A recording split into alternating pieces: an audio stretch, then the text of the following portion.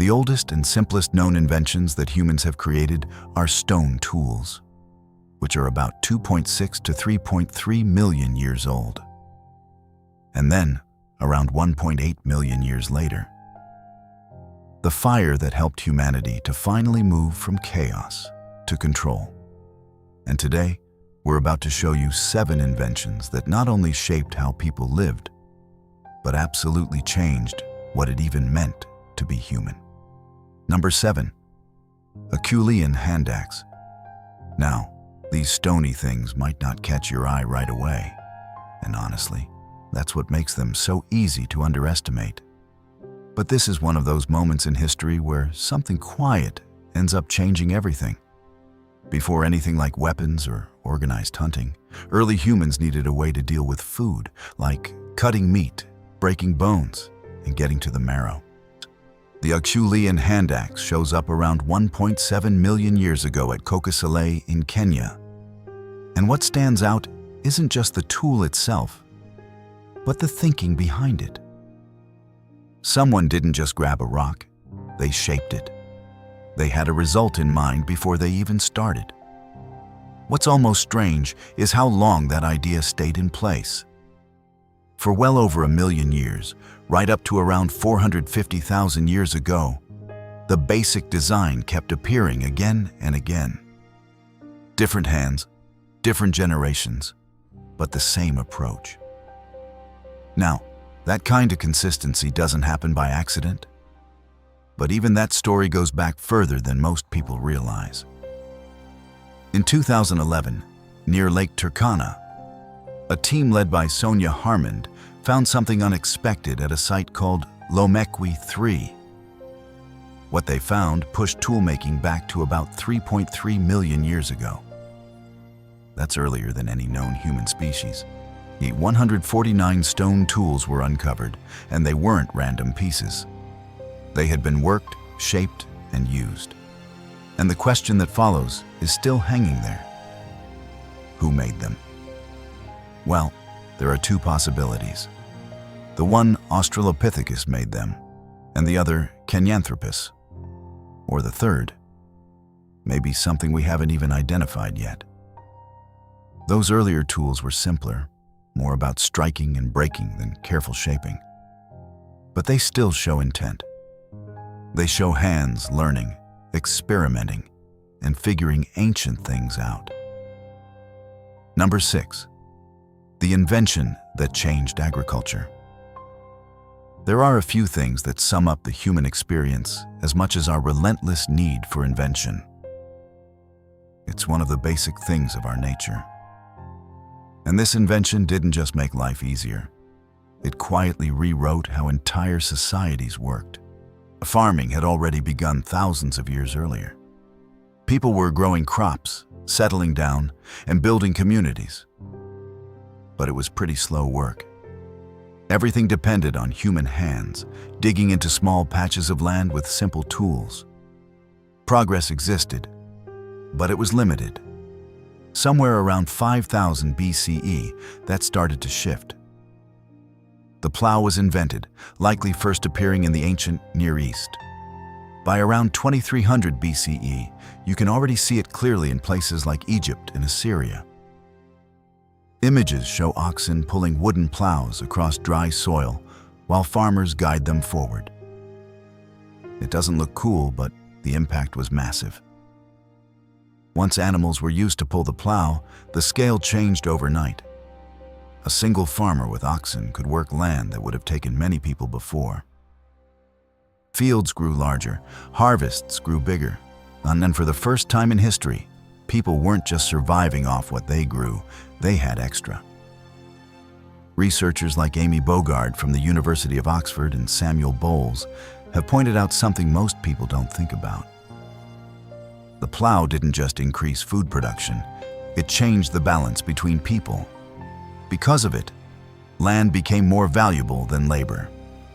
Those who owned land and oxen could produce far more than those who didn't. By around 4000 BC, across parts of Eurasia, that gap started to show. Some families expanded their land, passed it down, and built wealth over generations. Others stayed where they were, working land they didn't own. And just like that, something new appeared, and it was hierarchy. The plow didn't just feed civilizations, it helped divide them. So, did it amaze you? Number 5. Cisterns. Now, this is one of those inventions that doesn't get talked about much. But once you think about it, it's hard to ignore how big of a deal it really was. For early settlements, water wasn't something you could rely on being there when you needed it. If the rains didn't come or came too late, everything slowed down. Crops suffered, daily life got harder, and people had to adjust to something they couldn't control. So instead of waiting for it, people started holding on to it. Around 4000 BCE, in Neolithic communities across the Levant, places like Ramad and Lebwe, people began carving out space directly into rock and lining it with lime plaster so water wouldn't leak away. Rainwater would collect there and stay there. It sounds simple, but it changed how those communities functioned. Because once water could be stored, even for a short time, things became more stable. Farming didn't feel as uncertain. Settlements didn't have to shift as often. There was a sense that life could be planned a little further ahead. And that idea didn't stay small. Sites like Tel Hazor and Tianak later show larger cisterns built into structured spaces, even beneath important buildings. By that point, it's not just about storing water anymore. It's part of how entire places are organized. Well, you can also see the same thinking show up again later in Roman homes, where rainwater was collected through open courtyards and stored below. Medieval castles depended on it too, especially in places where digging wells wasn't an option. And what's interesting is, the idea never really went away.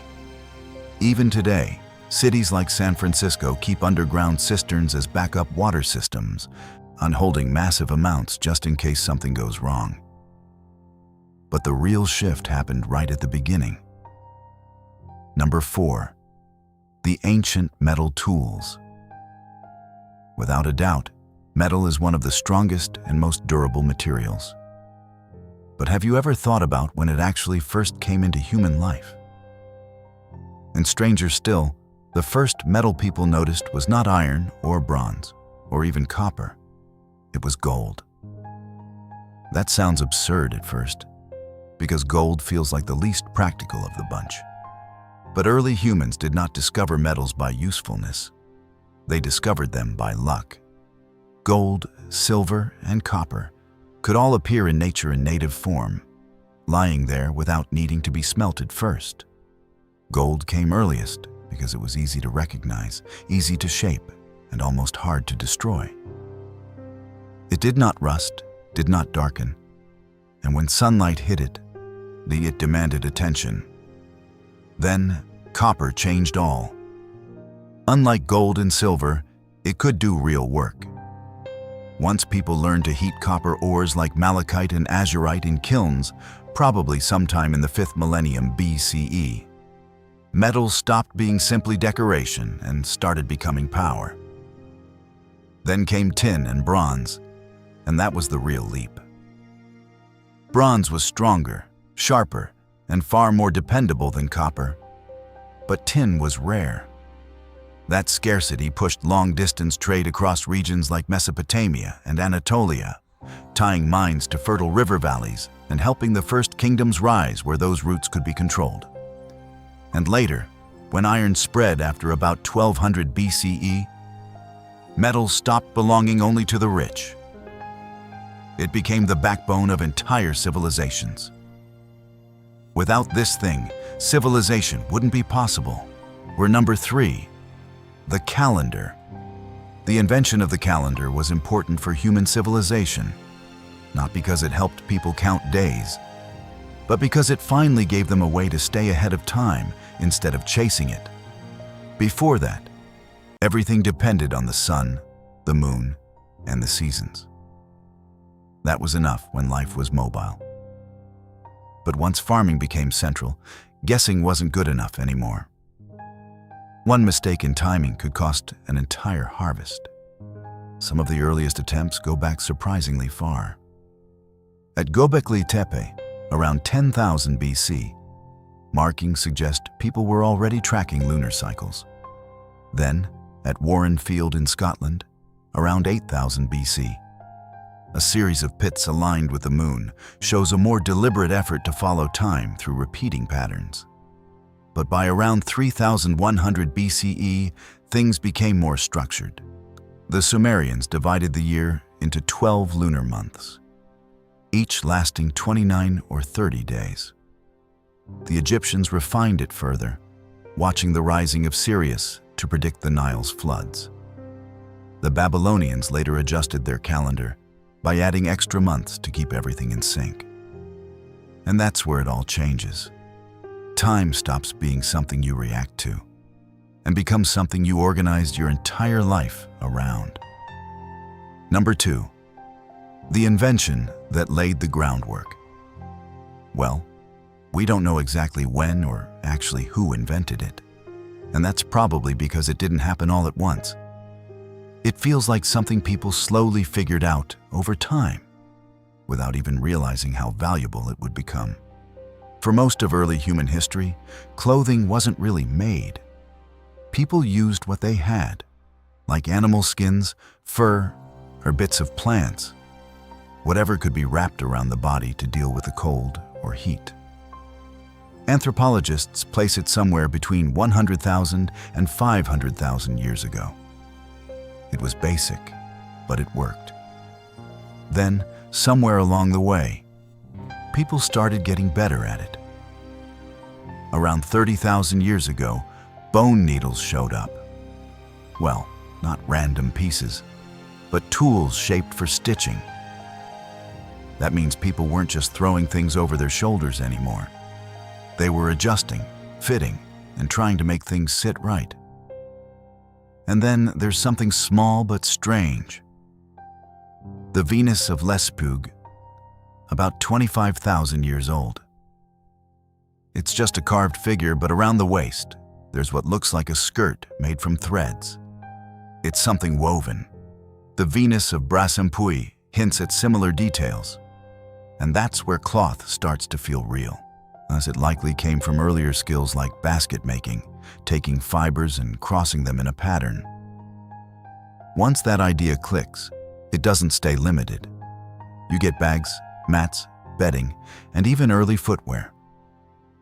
Daily life starts to shift in small ways that add up. Cloth keeps you warm, protects your skin, and helps you move through different environments. But over time, it also starts to reflect something else. Who you are, where you belong, and what role you play. And that's the part people don't always notice. It's not just about covering the body. It's something big. Number 1, control of fire. Well, there's a reason fire is number 1 on this list. It wasn't built or designed like a tool. It was something early humans had to understand first. Watch it, approach it, and then slowly learn how to keep it from disappearing. The earliest strong signs show up around 790,000 years ago at Gesher Benot Yaakov in the Jordan Valley. Burned plant remains, heated stone, and even fish teeth point to repeated use of fire in one place. That matters, because it suggests people weren't just stumbling across fire. They were holding on to it. At that stage, they likely weren't making fire yet. More likely, they were taking it from natural sources and keeping it alive. But even that changes daily life in ways that are hard to overstate. Food becomes easier to eat and digest. The meat softens. Tough plant material becomes usable. Over time, that shift shows up physically. Smaller teeth, less strain on the jaw. It also reduces the constant pressure of finding food that can be eaten raw. Later, around 400,000 years ago, clearer signs of fire-making began to appear. At sites like Barnum in England, Flint and pyrite were used to produce sparks. That's a different level of control. Fire is no longer something you wait for. It's something you create. And from that point on, it stops being just a survival advantage. It becomes part of how people live, where they gather, how long they stay active, and how they begin to function as a group. Well, what do you think about these inventions? Well, drop your comments below. And if you found this video interesting, be sure to give it a like and subscribe. We'll see you in the next one.